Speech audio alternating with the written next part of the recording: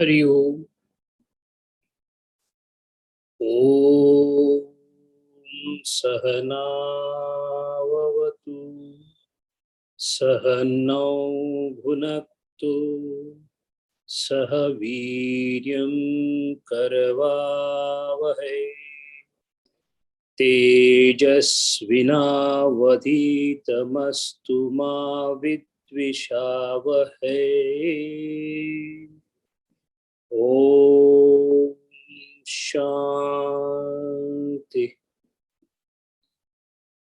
Shanti Shanti.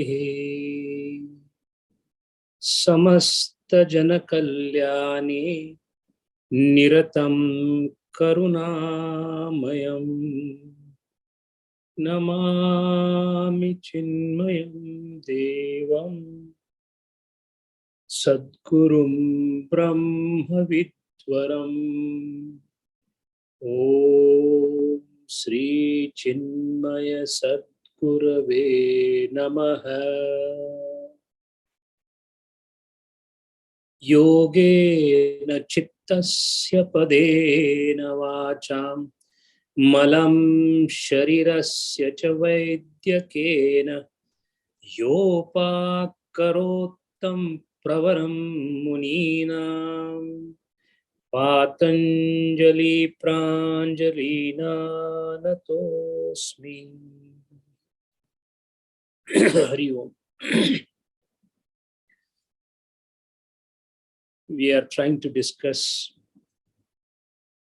details of sutra from the second or the sadhana pada of Patanjali Yoga Sutra. The discussion is around yama and niyama. Apparently, the way it is described by Patanjali Maharaj and elaborated by the Bhashyakara, it looks like that it is a very, very strict code of conduct. Mind well, it appears so strict to us simply because we are far away from the expected existence of the upadhi. In the Lord's world, if we want to be a part of Lord's world, if you want to be a part of Goloka, if you want to be in the reign of Sri Krishna, then netizens, the residents of Lord's universe, are completely different than us. We have deviated from that track long back. So because of the yawning gap between what we are and what we should be, we find this yama and niyama as too strict. More harder you find the yama niyama, more is the malam in the chitta. For a person whose chitta shuddhi is progressing, he finds hardness of these yama niyamas as welcoming step. For a person of Mahatma Gandhi's stature, a slightest feeling of sexual emotions was a great pain to him. If we read carefully his biography, he has mentioned how in his life, on 2 occasions, he did get a thought of sexual thoughts in his mind, and how he felt sad about it, bad about it. That is because a person whose mind is like a clean slate, even a dot of dirt appears very dirty.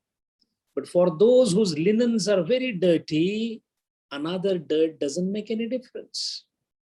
So far as the discipline or the hardness or the strictness of yama and niyama is concerned.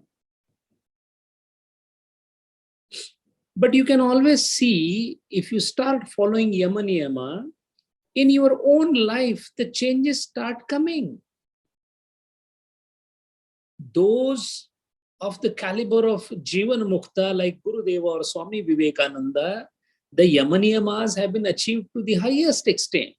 Naturally, these are the magnetic personalities that are moving around on the universe, and they attract people. We get overawed by the presence of people of Gurudeva's stature or Swami Vivekananda's stature. No wonder in it. But there are lesser people practicing Yama and Niyama, and they do see changes in them. The point to convey here is, if we start following Yama Niyama, we will feel the change that is coming in us.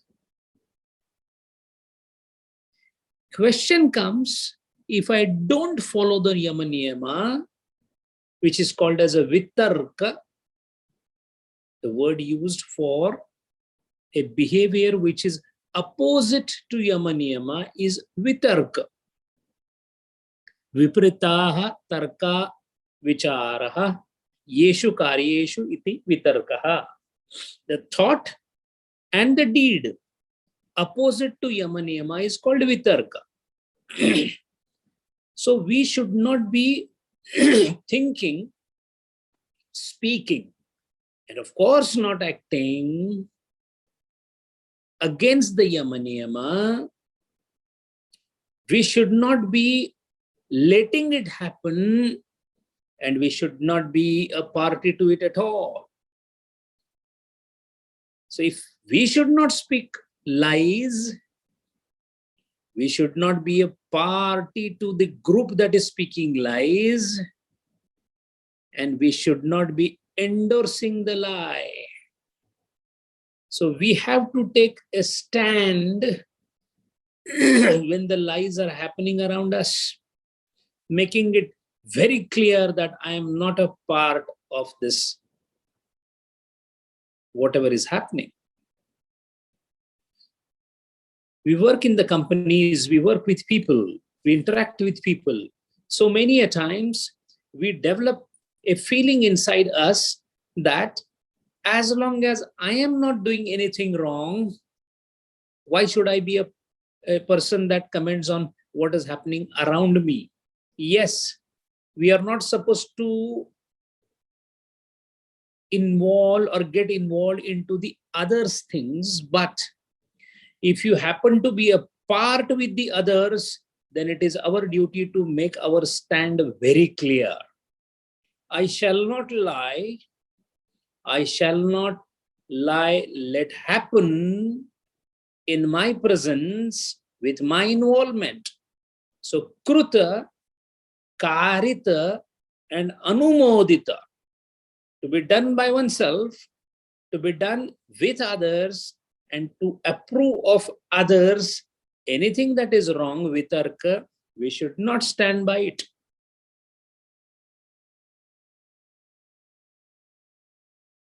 And why does it happen?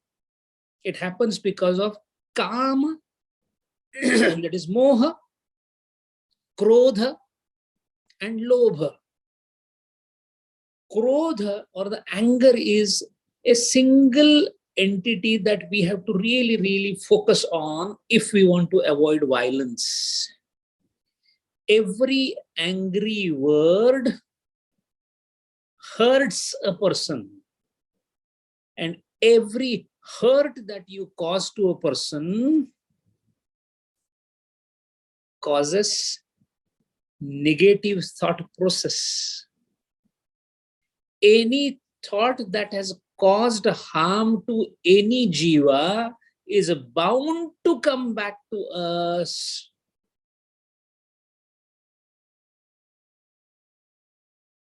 So under no circumstances, no justification can be done for the krodha.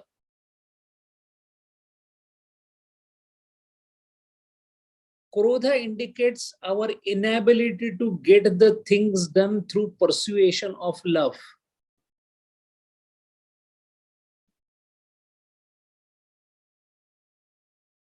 When we fail in pursuing or convincing by softer words, with complete attitude of love, with the intention of welfare of both the parties, then we resort to krodha. Krodha is manifestation of existing ego in us. Higher the ego, higher the krodha. Many a times at our workplace, we get angry with a person who is of a dull wit, a person who is not intelligent. We shout at him and say, why don't you understand such a small thing? The fact that he has a lower intellect, his ability to understand is less, has nothing to do with you. It is because of lack of sattvikata in him, he has become dull-witted. What business we have to get angry with him, and what business we have to expect that people of similar or my intelligence should be only around me? One. Second is, although I have a higher intellect compared to him in understanding a particular thing, I may be a person of lower intellect in comparison with somebody who has higher intellect than me. Then would I like me to be shouted upon by that person who has a higher intellect? If a mathematics professor thinks that shouting at a student who is not understanding is justified, then a person of Einstein caliber should be shouting at everyone because nobody is matching his intelligence. So krodha leads to direct demonstrable violence, himsa. This himsa comes back to the person in his later life as a karma phala in the form of udvignata, agitation. A person who is jittery and agitated is repaying his debt about the anger that he has expressed in his previous life. Moha and lobha are the other two reasons. We are trying to see how vitarka, the opposite of yama niyama, expresses through three roots: lobha, moha, and krodha. Krodha we saw. Lobha is you are looking after your ailing mother or father, and she had some wealth or he has some wealth in his name. So I tacitly take her signature on a will so that after she passes away, everything comes to me and nothing goes to my brothers and sisters. Although this money belongs to my father who has earned on his own, I presume myself to be the legitimate and the only beneficiary. This all happens because of the lobha. So this is also a part of violence. Violence against the legitimate rights of other people.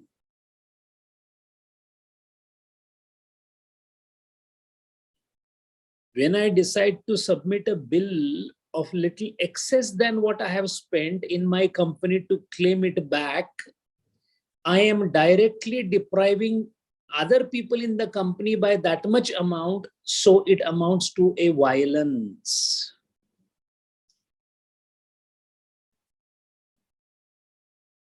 Moha. Moha is some kind of a prapti that I intend to have. For example, I'm doing a yajna or dev puja or anything. I'm doing dev puja because Bhagwan, I should not get any difficulty. I should get only good money. My friends, they suffer. That's fine. That fellow gave me too much of a trouble. God, Lord, do something and punish him. And I am doing this because then I can earn punya, and out of that punya, then I can use it for settling the scores with others. Moha. So, opposite of yama niyama, vitarka can express through krodha, lobha, moha. It can be through direct involvement or by tacit approval. So, kruta karita anumodita. And it can be done even though it is covered under a very nice garb of rule. There are some people who have what is called as niyama, vikalpa, and samuchaya. Niyama means a fisherman says that I will only do violence towards the fish, and of course I will not kill any other animal. This is called niyama. We have people who say that I will only be doing this, although it is wrong, but otherwise I am very fine. For example, I am doing corruption in the place where I am sitting, but I never harm the person who is giving money. I very politely ask him that I need some money to pass these papers, please give it to me. Not like my other friends who are also shouting at them and taking money. This kind of niyama is a stupid thing to excuse for the violence. So this is called as a niyama, which is a fictitious rule put by a person to justify the violence. Then there is vikalpa. Vikalpa means usually most of the non-vegetarian people, when the Shravana comes, they say that now I will not be eating non-veg. Or a Hindu says, I don't eat beef, I eat only chicken. This is called as vikalpa himsa. You are actually doing himsa, but you are trying to justify it under the vikalpa. And then comes samuchaya. Samuchaya means I don't bother. I eat any kind of meat. I am a free bird. That means without any rule, without any niyama or vikalpa, all the kind of himsa. So there are different types of himsas that one does. And when this kind of himsa happens, now this, I'm using the word himsa again and again, but himsa itself means all other three yamas and niyamas. So asatya, aparigraha, brahmacharya, asteya, all this is included in himsa, because all these four, if not done properly, they cause himsa only. If you lie, it causes himsa. If you collect too many things for you, what is happening? Too many things, if you are collecting to yourself, you are depriving of those things to others. Mind well, there is a beautiful statement by Gandhiji.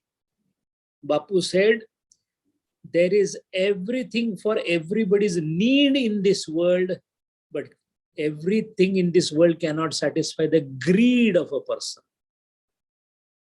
So we must stick to minimalist approach. What I need, that much only I should have, so that the resources are then distributed to everyone who needs it. I cannot be foreclosing the resources, hoarding the resources. So that is the reason why aparigraha also causes violence.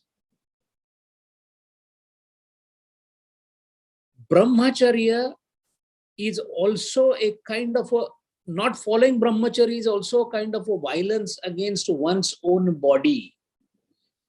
The ojas that we require for the state of the vigor or the virya in the body is wasted for some thoughtful fancy of the mind. That is also violence against the body. Now, why this violence has been so much stressed in the Patanjali Yoga Sutra? Because now let us understand what are the repercussions of violence, and it will be more clear for us why we should be avoiding any action against yama and niyama. The first is, when a himsa happens, when a killing happens, or when a krodha-purna shouting happens, or when a lie happens, the first effect, what you have is called virya nasha. What is virya nasha? There is either virya nasha or virya akshepa. Now, what is this virya akshepa? The person to whom you are shouting, the person to whom you are slapping, or the person whom you are murdering, that person's virya is thwarted from expressing it freely. For example, the virya or the ojas or the virility or the power or the energy in me lets me do what I want to do. I want to breathe. I want to sit. I want to enjoy. I want to look here. I want to look there. This is possible because of the virya in me, the power or the energy in me, and nobody is stopping me from doing that. Now, when somebody transgresses my world and tries to smother me by belittling me, by slapping me, what happens? I feel like resisting it, but I can't resist because I don't have the power to resist. I'm a slave, you are a master. I'm a junior, you are a senior. So in such situations, my own virya is not allowed to be expressed fully. My energy is not expressing fully, but is thwarted, is compressed, is put on hold by force by the other person. This leads to my own virya nash or virya akshepa. So this cripples the power of the animal to be safeguarded. So this is the first dosha in himsa, which is called virya nash or virya akshep. Either destroying the virya, that means you kill the person or you kill the animal, and virya akshep, you cripple it. For example, you beat a person, he's not able to walk. His virya now, his energy has been crippled. So first dosha of any violence is virya akshep. You cheat somebody. When you cheat or do some fraud with somebody, the person who has lost the money, he becomes asahaya, helpless. Helplessness of the victim is nothing else but restricting his virya or his power energy. So first is virya nash or virya akshepa. Second is there is a pain inflicted on the person with whom you have lied or with whom you have done violence. So dukkhotpadana, you produce a sorrow in somebody's life, dukkhotpadana. And third is you may even try to kill him, or you may even reduce his life. Suppose there is a junior working with him and you have made his life miserable by constantly shouting, and he feels it's a pain to come every day to the job, but he can't help it because he has some children to look after. What happens? Then he develops blood pressure, stress. That stress reduces his life. So you have actually murdered him by those many years. So himsa doesn't mean you just go and slaughter somebody. That kind of gross himsa, if nobody does, at least those one who are listening to satsang will never think of that. But by doing your act, you're constantly a cause of stress to somebody's life, which reduces his life. So that is called a jivita vyaparopana, jivitavya aparopana, reduction in the life or destruction of life. So that means every himsa, every non-followance of yama and niyama, you create these three different types of papam. Now, do you understand why Patanjali Maharaj is so keen on the strictness of this particular yama and niyama? Ashtadasha Puraneshu Vyasasya Vachanadvayam Paropakaraha Punyaya Papaya Parapidanam. Parapida. Opposite of that, Patipaksha Bhavana is understanding somebody else's pain when you are not responsible for that pain. Vaishnava janato tene kahiye pir parai jane re. Jeka ranzale ganzale त्यासी म्हणे जो आपुले तोची साधू ओळखावा देव तेथेची जाणावा. Tukaram Maharaj says, the God is right there where one feels the pain of others. So every violation of yama niyama leads to creation of papam through these three things: viryanasha, virya akshepa, dukkhotpadana, and jivitavya aparopana. Now, what happens because of this? There are three types of offenses you have committed. There are three types of phalam. Shastra has given three types of phalam. For each, there is a phalam. If you have caused virya nash or virya akshepa, that means you have actually offended the virility, the power of the person. You used your own power to abuse his power. So you have crippled a person through your act, which is called virya nash or virya akshep. As a phalam of that, your chetana samagri, the person who has committed this act, he suffers from his own chetana samagri will be reduced or finished. What is the chetana samagri that we have? Our own chetana samagri can be either sachetan or achetan. Sachetan means wife, son, daughter. These are considered as chetana samagri for a person. Why? Because he survives on them. You survive in the family because of your family relationship. You get love from your wife, you get love from your child, you reciprocate with the love, and there is a anandam because of that. Now, because you have committed a violence and created the virya akshep in the other person, your own chetana samagri will be destroyed.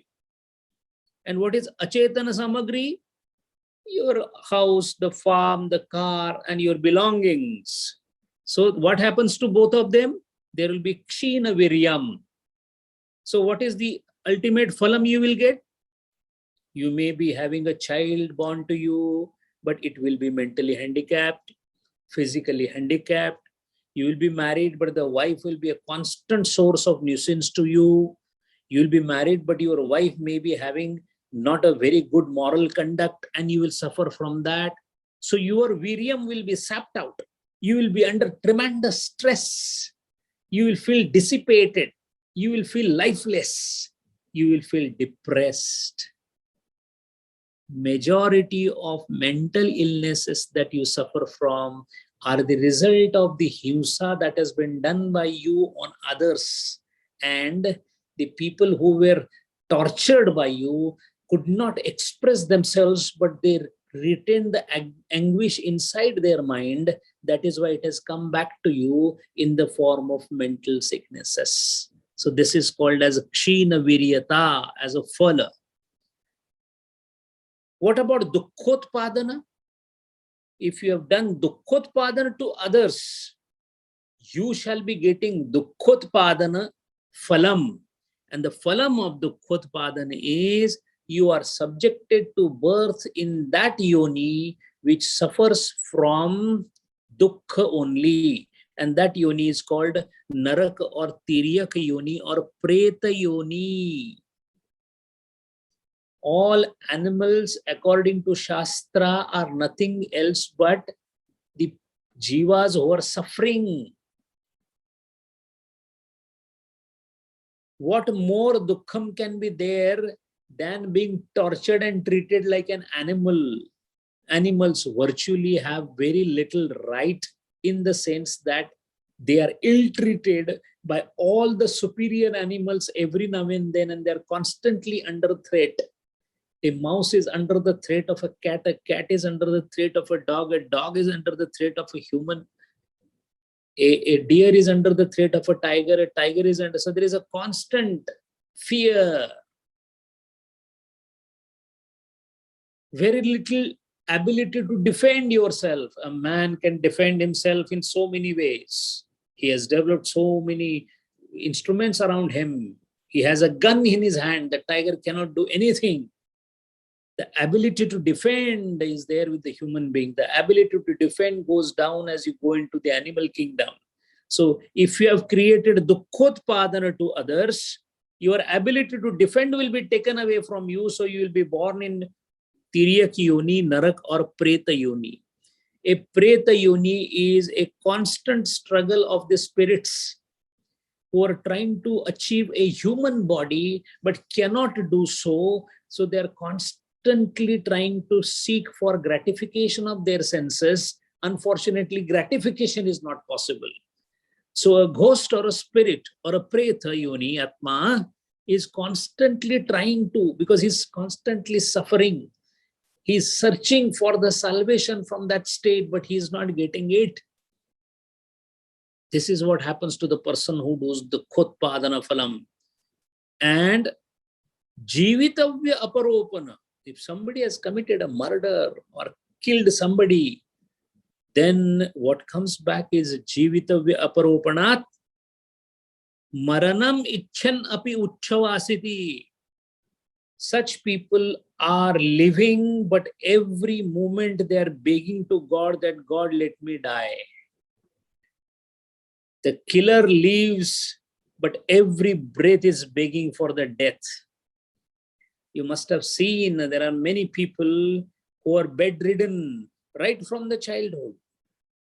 And mind well, they don't die. There are debilitating diseases such as Parkinsonism, such as other diseases, where the person tries his level best to live the life, but he becomes bedridden. He is dependent on everybody. Every time he breathes, he says that God, please kill me. Please let me die. But the God doesn't give death to them also. So maranam icchan api uchchavasiti. Ichcha is of not living, of dying, yet the God doesn't give. This happens also in part, especially in the old age. Must have heard, seen around us, there are some old atmas, old people who do not die early, but suffer from bed sores, all kind of afflictions for a continuous period of 15 years, 20 years, 30 years, 40 years. That is because of jivitavya aparopanat. Now, if you have so much of baggage of your past karma with you, how can you get rid of these karma phalas? Get into the karmas which do not create this kind of phalas. That is the reason why Yama Niyama is so much stressed by Patanjali Maharaj. So our beginning has to be from Yama Niyama. And when we follow Yama Niyama, what we are doing? First of all, we are trying to stop the new karma phala. But I am very angry. What can I do? I try my level best to control my anger, but it is not happening. At least start taking steps of reducing the impact of krodha on others. A person who is angry should not have many friends. What will happen? He will express anger to 10 of them. If you have less contact with objects and subjects, your badness also doesn't spread to too many. As a result, you do not have too many karma phalas to face. Keep it to minimum. Then work on the anger. Lobh. Keep it to minimum. Moh. Keep it to minimum. So, the great Shivaji Maharaj, who was actually an avatar of Shiva, and that I am not saying it, Swami Vivekananda has said it. Shivaji Maharaj wrote letters of conduct to all his in charge of all the forts, the garrison in charge. And those letters are called Ajna Patra. That is letter of hukum. In that he writes to the fort in charge, Tumche chiyani mungi randhi na hovavi. What it means in Marathi of that time is, please ensure that even the ant doesn't become a widow at your hands. Who is writing this? The Raja whose talwar, the sword, killed enemies of Hinduism. An excellent example where violence is part of Swadharma and where violence should not be committed. That being the reason, as a sadhaka, we should not have any kind of ill feeling in the mind, body, and speech. Even the enemy has to be loved. That is what the Shastra says. Why? Not the act of the enemy. The enemy is to be loved. Punish the sin, not the sinner. Our problem is any sin committed, we always stamp the sinner as bad and we behave accordingly. Resist the sin. Don't resist the sinner.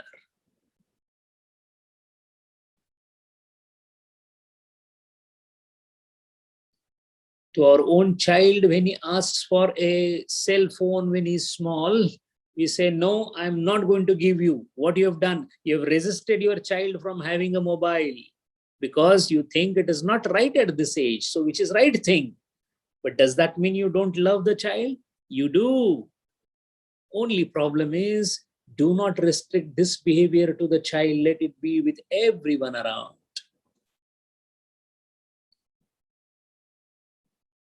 If others abuse you,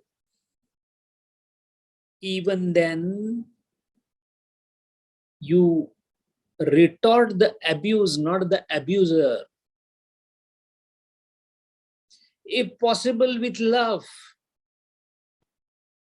Bapu, since his childhood, and more so when he went to South Africa, he developed the habit of punishing himself for the sin or the mistake committed by others.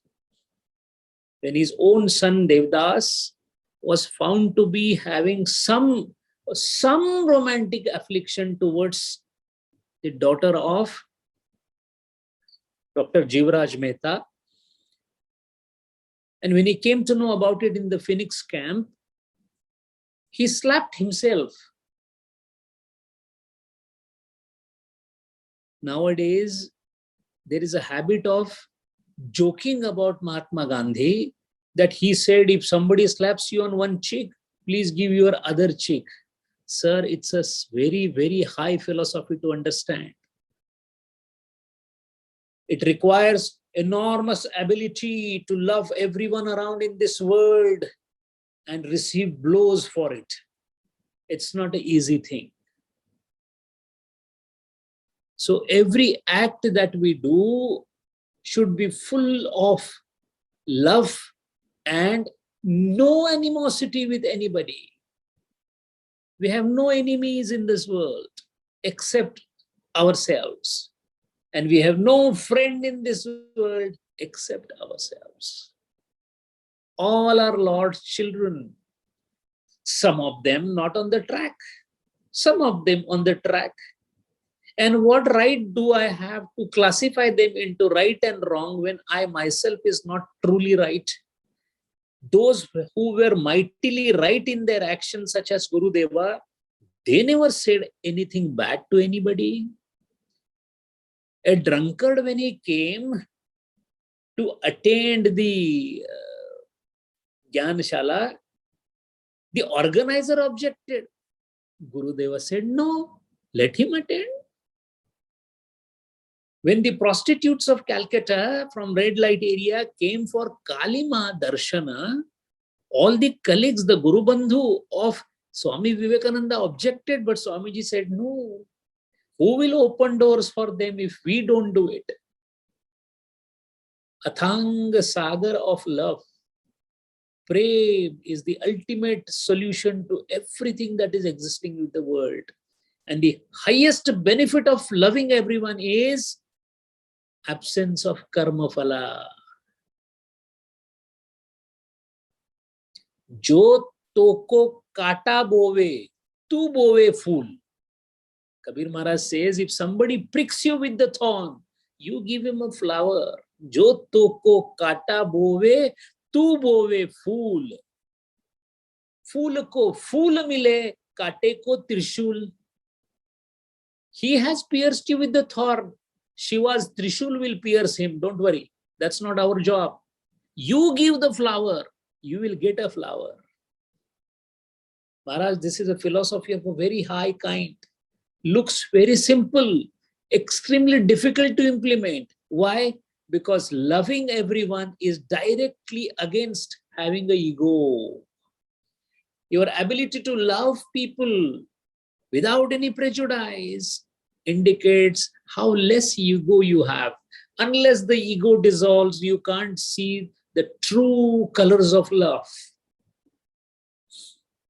What to talk of other things? Intelligent people coming for satsang also, we feel that I don't like the way he talks.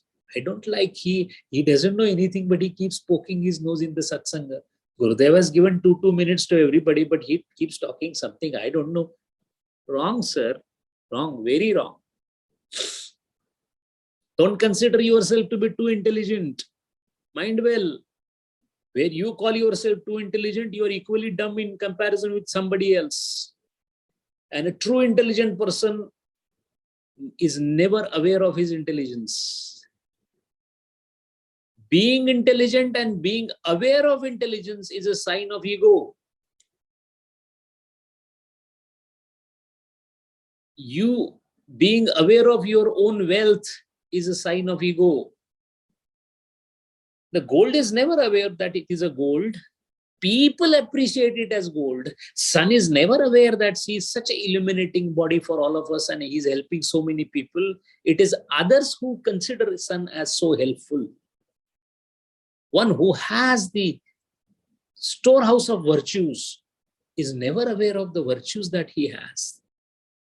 The light gets reflected, and the reflected light, people come to know that yes, this is the source of light. It is not that you dance around saying that, look, I have read so much, I'm such a pious person, I'm such a piousness, love, virtues, they are not to be marketed, they are not to be shown. They shine on their own. So by following yama niyamas, we are avoiding three types of karma phala: viryanash or virya akshep, dukkhotpadana, and jivitavya aparopana. Never ever in life try to have anything, any thought in the mind. And mind well, it's not only the action, the thought matters. If you have in your mind a thought that this fellow should be given, he should be actually bitten very badly, mind well, a negative thought has come. What is the phalam of this? You shall again be into your whichever birth, according to the Lord's own way of giving you the rebuttal of that karma. A stage will come when you will feel as if somebody is beating you. Only in the thought, because you only thought. If you do it in action, then it will be in action. If you do it in speech, then it will be in speech. You abuse somebody. In Vivekananda's word, take it in writing, that abuse will come back to you. If these are the negative connotations of not following the yama niyama, etc., then what are the positive feelings? Suppose somebody is following yama niyama to the T, to the best possible extent, then what happens? And then Patanjali Maharaj starts his sutra giving the effects or the impacts of the people who follow yama and niyama. Those who follow ahimsa to the strictest code of conduct, ahimsa pratisthayam, if ahimsa is established, ahimsa pratisthayam, tat sannidhau vairatyagaha. The result of a person who is following ahimsa to the maximum core, like Mahatma Gandhi, tat sannidho vairatyaga. What is vairatyaga? A yogi who is following ahimsa. A yogi who is following ahimsa to the maximum extent, he and in his presence, there cannot be any animosity existing. Whosoever comes around the yogi, they start loving him. Even if they come to kill him, They will drop the sword. Not only that, sarva praninam vairatyagaha bhavati. Supposing to such a yogi, he is sitting in the jungle and suddenly a snake comes there. The snake will not bite him because he will develop so much of love in him that he will just be there. And suppose at the same time, a mongoose comes there, which is the enemy of the snake. The mongoose will also forget the enmity with the snake and will stay there at the same place where the yogi is sitting. These are not exaggeration of words, mind well. These are words by Patanjali Maharaj. Sarva praninam vairatyagaha bhavati. All opposites, all those who are carrying even inborn tendencies of enmity with each other in animals, those animals also come and stay. That's why many of our idols, you will see with the murti, a snake there, a peacock there.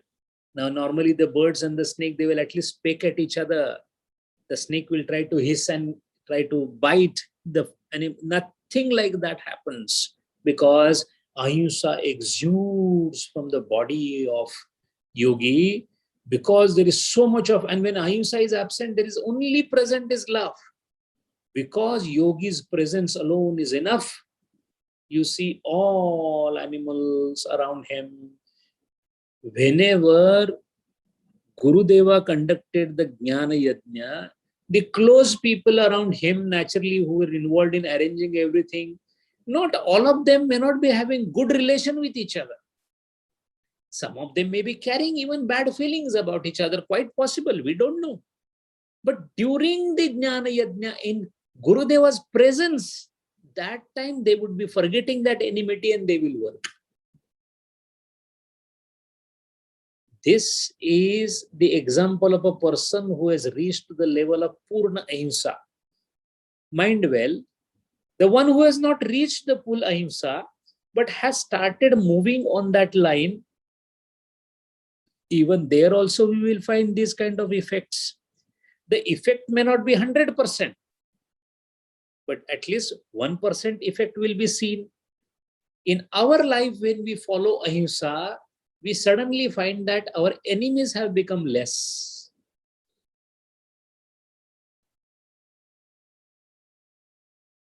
There are people in organization or in our community, in our society, or in our family members. There is one uncle, maternal or paternal or somebody, we say he's a very bad man. Oh, don't talk about him. He is such I don't want to even talk to him. There are people who are always hated. And then there is somebody in the family, in the community, in the society, in the company. We said, oh, he's a very good man, such a nice person. Always helps everybody. What is happening, sir? Because he is non-violent and more imbued with the love, he is being liked by everybody. Now people are having less vaira bhava with him. So one of the way of creating lesser enemies is to love them or reduce the himsa towards them, having hatred towards them, having ill feelings towards them. If that is done, naturally it is conducive for sadhana. Because people think you are good, they don't trouble you. When you are not troubled, you don't get troubled. And when you don't get troubled by the surroundings, then only you can think of Adhyatma. That is why Ahimsa pratisthayam tat sannidhau vairatyagaha bhavati. And vairatyagaha, even in shashvatika virodha jati, like cat and mice, horse and bull, ashwa mahina, shashvatika virodha jati, by birth who are enemies of each other. Imagine a cat and a dog, a cat and a dog and a mice, all three sitting close to a yogi, right there. This is the phalam of ahimsa pratisthayam, establishment of ahimsa. What happens when somebody has satya pratishtha? Second yama, satya pratisthayam kriya palashrayatvam. Those in whom the satya is established, the yogi becomes the ashraya of kriya and phala. See, Maharaj, how great the benefit of Yamanima is. The one who is truthful, Satya, the kriya and the phala, they obey him. What is the meaning of kriya and phala obeying him? Means whatever he says is followed by Prakruti. It has nothing to do with what is with that gentleman's prarabdha or whatever. To give an example, Patanjali Maharaj has given an example. Suppose a yogi is sitting, whose satya is pratishtha, he is already established in truth. And if a papi person comes and he says, he blesses him saying that, okay, you will become a dharmika person, he will become a dharmika person. Every word turns out to be true. Take example of Ramakrishna Paramahamsa. Every single word that he spoke is truth, nothing else. A person of a disciple of a level of Swami Vivekananda objected to him when he said, you will become a world teacher. He said, nothing doing. I have no business to do with this world. And last thing in my life would be, I will become a world teacher. But the words had come out of the mouth of Ramakrishna Paramahamsa. So it has to be true. The Maya obeys such a person. The Prakruti obeys such a person. That is the reason why we go to such people and beg to them, Gurudev, just say that I am blessed and I will be blessed.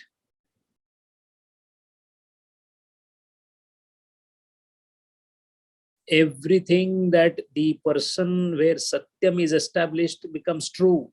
Like everything in whom the Ahimsa Pratisthayam Vairatyagam Bhavati. Swami Vivekananda is a live example of this Ahimsa Pratisthayam.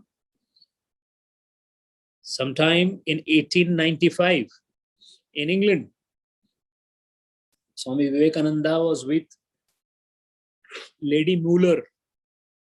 Lady Muller was a lady who had given shelter, or she has given all the amenities to Swami Vivekananda for the pravachanas that he conducted there in England. Henrietta Muller, her name. Once Henrietta Muller, one more lady, and Swami Vivekananda were walking in the meadows. There was grass everywhere. And there were some bulls that were grazing on the ground.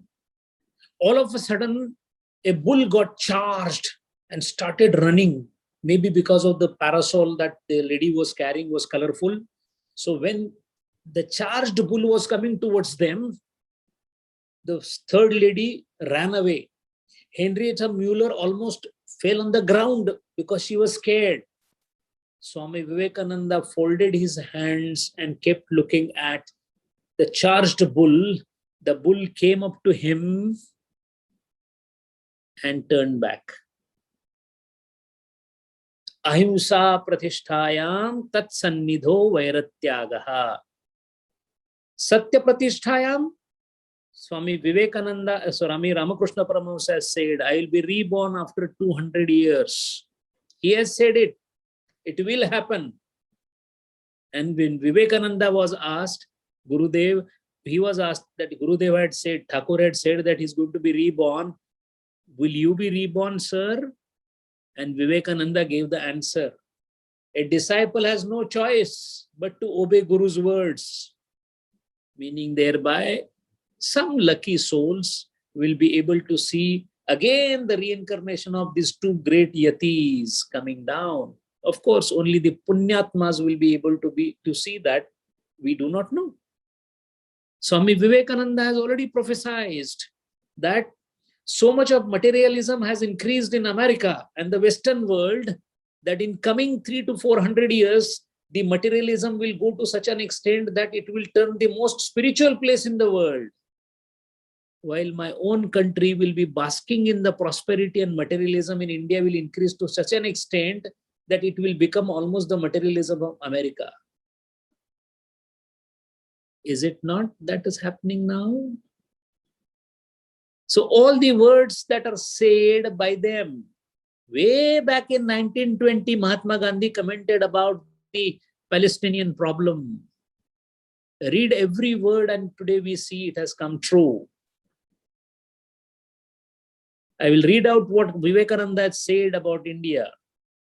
He spoke in 1897 that India will be free in 50 years. Exactly in 1947, India was independent. Gurudeva has written a letter which was circulated in our group that Ram Mandir will be there. Don't worry about it. It did happen. He wrote in 1897, he was giving a speech. He said, India will be free in 50 years, but before that, 2 world wars will happen because Europe is sitting on a volcano. 2 world wars happened. India will embrace materialism of West and become the most materialistic, while America will become the most spiritual.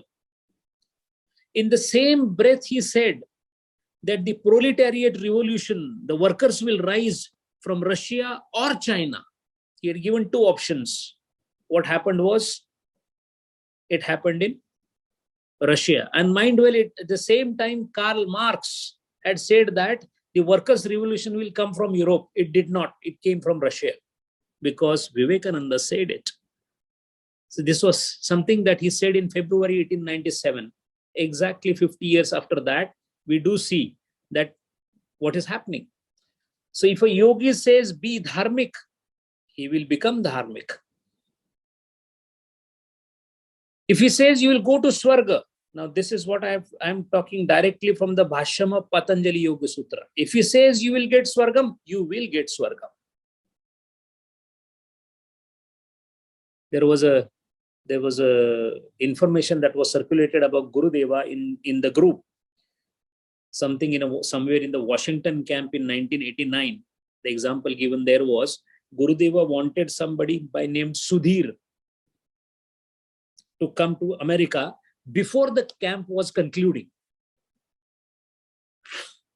And that was expecting too much because the gentleman was yet to apply for the visa, then the ticket, then he will arrive in Washington. But because Gurudeva had said so, all the process of visa and everything and issuing of ticket happened in one day in Mumbai in those days. Why? 9th July, his visa and everything was done and he flew on 10th July. This happened because Gurudeva said that he has to be here before the camp concludes. This is called Satya Pratishtayam Kriyafala Ashratvat. The action and the result both seek the shelter in the yogi's speech. This is called Dhruva Satya Pratipadana Parashakti. This is what one gets. We all say there are siddhis, siddhis and siddhis. The yogis never bothered about it. But because of the following of strict code of conduct, what is the result of somebody who is following asteya?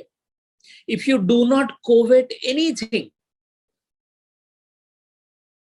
somebody's wealth should not be coveted. Some additional benefits should not be coveted. We all always feel that in my company, I should at least get bonus this year. If I get little more increment, I'll be happy. If I can get 3 times the return from my share, I'll be happy. I wish they declare bonus share for the share that I am holding. I wish I would have had Infosys share when Infosys was just formed. Sir, this is all asteya. It is not asteya.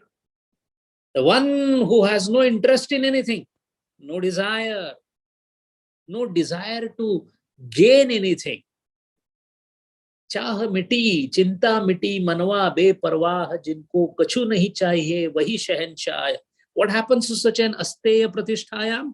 Asteya pratisthayam sarva ratnopasthanam. The yogi who is established in asteya, he has access to all the gems of all the world. And what is a gems? The gems in smaller meaning is the ratna that we know of. But ratna means the best of everything. So a yogi can have best of everything that he desires because he is practicing asteya. It is a different thing that he never desires anything, but he will get best of the things. Gurudeva got the chartered plane also for himself. He flew all around in the planes. He was taken care of all the tickets, everything, United Nations, wherever he wanted, everything, best of the best came to him. Why? Asteya. He never wanted anything. Not wanting anything, not coveting anything, you will get everything. It has such a great lesson in our daily life. We covet. My son should be like this, my daughter-in-law should be like this, my grandson should become this. I wish he only gets money. I wish he becomes better. Coveting. Leave it to the Lord. Don't covet anything. कर भला तो हो भला, आखिर दरवेश की सदा क्या है. Be a fakir. A fakir has nothing to own. Fakiri mizaz. And if you are in fakiri mizaz, everything comes to you. What happens to a king? If you go and give some 1,000 rupees to the king, he will say, keep it to yourself. Why? Because I have everything. Availability of every best of the best around you, begging to you to do the upabhog. Imagine best of the best coming to you, waiting for your nod. You may nod, you may not nod. That is a different thing. This is what happens when asteya pratisthayam happens. What happens when brahmacharya and aparigraha becomes established? That we shall see in the next week. The whole idea is to give the importance of yama niyama, strictly adhering. What is the reason of strictly adhering to it? If not adhered, then what are the papa phalams that we will be getting? But if adhered to, what are the positive benefits that we will be getting? And mind well, all this is being done so as to get only one thing, that is chitta shuddhi. Hariyo. Om Purnamada Purnam Nidam Purnat Purnam Udachyate Purnasya Purnamadaya Purnameva Vasishyate. Om Shanti Shanti Shanti. Harihi Om Shri Gurubhyo Namaha. Harihi Om.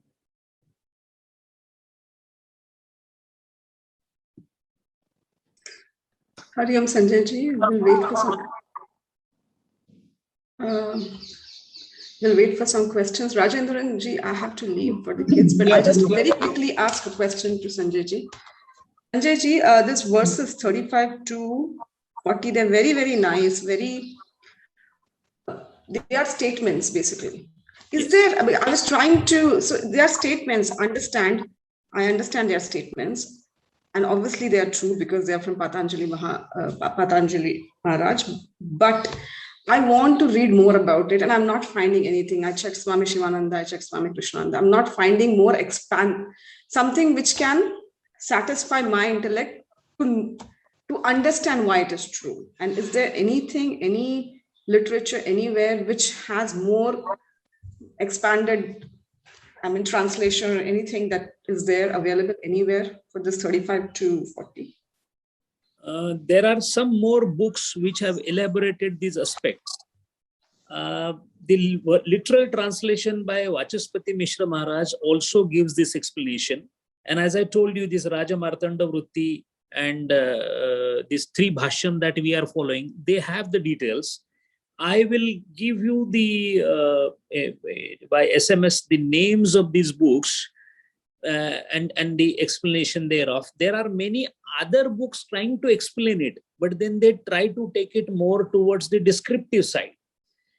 The bhashyam that is made on these sutras, which today we discussed, the gist of it is the one which is giving this particular aspect. But if you want to really understand it little more as to how this can happen, how this Vairatyaga can happen, how that is possible, more of these explanations will be made available when we go towards the third pada. In the third pada of Patanjali Maharaj, there are so many, in fact, that entire pada is dedicated to siddhis. So that siddhis is where the explanation is coming, how the sanyama, there is something called sanyama, that is going to come in the third pada, where we will realize that how these kind of powers or whatever we are talking, how they come. In this particular pada, what comes has been described. How you will not get a larger explanation.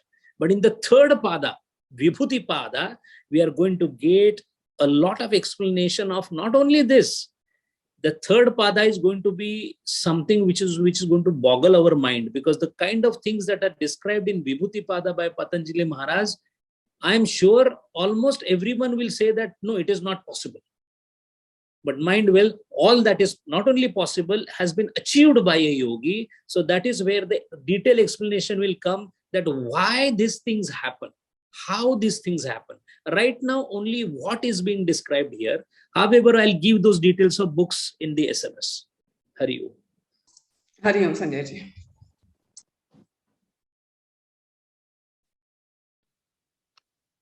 Hari Om, Rajendra. Hari Om. This Viryanashanam, Dukkotpadanam and Jivada Apagrahanam, Aparopanam. Yeah, these three things. Because of the karma bhalas, people are suffering from all these things. And, you know, for normal human beings, compassionate people would like to help these people. Yes. Okay, then there we say a small clash of interests, a clash of God's will and our intention. These are clashing, no? What would be? Is it right, or what way we can interpret it? Yes. The clash would come only when you come to know that this person is suffering because of his karma in the past. That is fine. But once you understand it, it can be interpreted in both ways. A negative way of interpretation is, oh, he is suffering because he has done some bad karma. That is a negative interpretation. That Shastra never does. Positive interpretation is, oh, he is suffering from it, poor fellow, because of the past karma. Otherwise, he is a nice person. A jiva is always nothing else but the soul, the Atman. How can Atman be bad? In the garb of Upadhi, because of the egocentric activities, he did something and he's suffering. That is the reason why Jesus Christ said that pardon them, they do not know what they are doing. Because they don't know the karma phala. So when karma phala is affecting somebody, you should be double compassionate, because now you know why it has happened. So if yourself also, suppose you are suffering because your child is not listening to you, he has actually ousted you from his home. So you should not be feeling bad. In fact, you should be telling that, all right, this must be the karma vipak of my own karma. It gives you more strength to absorb the negative things happening with you. Also gives you a much more power and force to deal with other people who are suffering. Oh my God, the beggar is suffering. This must be because of some past karma, but that is not his fault. He is now doing karma vipaka. He is now suffering and phala, and he will exhaust his prarabdha karma. So it is my duty to help him in doing that, in which actually I am not helping him. I am helping myself. Jiva seva is a Shiva seva. So when I am looking after some jiva with a compassionate attitude, knowing why this has happened helps me in better understanding of the situation. Imagine somebody is there, like take your own example. Suppose you are born handicapped. Will you not be angry with the God that everybody is born with two hands and look, I don't have hands? But if you know this particular background, what we are talking, it will become easier for to understand and take it in stride. There are many people who suffer from heart attack, Parkinsonism, Alzheimer's, this, that, paralysis, and then keep cursing the God. To an extent, they become bitter. They say, no, there's nothing like God. Don't tell me. what did I do in the wrong in this world? Everybody I helped, and look what God has given me. No, sir. When you know the previous story completely, it gives you it is called as an open-eyed approach. So that is why both for the compassion to others as well as understanding your own suffering, knowing the prarabdha and karma phala and these three phalas that were described, you should be it will be very, very easy for us to deal with it. So if I'm suffering, I know because I have made somebody suffer. So that gives me a kind of a consolation at my heart that, all right, this imprisonment has come to me because I have done some crime. So that does not mean I should look down upon myself, but it has happened. Now what should I be doing? I will not do the crime again so that there is no further imprisonment. That is the beauty of knowing it completely. So clash of interest will not happen. Rather, it will embolden you when you approach the humanity. And then you realize also one thing, after understanding all this, after all, this is nothing else but guna guneshu vartante. There was a tamo guna. That is why this is happening. I must do something of sattva guna, so it will not happen. And the way to deal with sattva guna is to help others, to be compassionate, to distribute love. Just keep distributing love. Look towards everybody with compassion and love. Find out an opportunity to spend your virium for help of others. Be always considerate to others. Do not think of any returns from them. Let the world call you fool. They will call you such a stupid man he is. He was even kicked by the person whom he helped. Let him kick you. You do your jo toko kata bove, tu bove fool. Even if somebody gives you a thorn, you give the flower, because that is what the saintly people do. Hari Om.